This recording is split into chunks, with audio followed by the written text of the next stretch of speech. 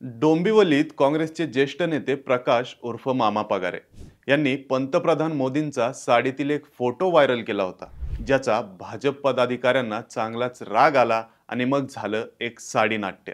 प्रकाश उर्फ मामा पगारे यांनी केलेल्या कृत्याचा निषेध करत भाजप जिल्हाध्यक्ष नंदू परब यांच्या नेतृत्वाखाली मोठ्या संख्येने भाजप कार्यकर्ते रस्त्यावर उतरले आणि त्यांनी मामा पगारेंचा शोध सुरू केला.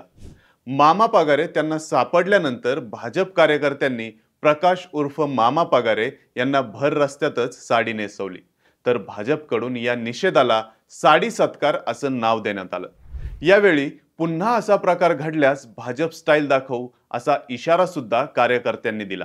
तसेच या कारवाईपूर्वी मानपाडा पोलीस ठाण्यात अर्ज दाखल करण्यात आल्याची माहिती भाजपकडून देण्यात आली. दरम्यान या घटनेमुळे परिसरात तणावाचं वातावरण निर्माण झालं. भाजपच्या या निषेधानंतर काँग्रेसमध्ये संताप पसरला.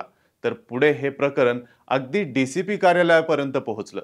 त्यामुळे या साडी नाट्यामुळे राजकारण चांगलंच तापलेलं पाहायला मिळालं. तर या सगळ्या प्रकारावर तुमचं मत काय?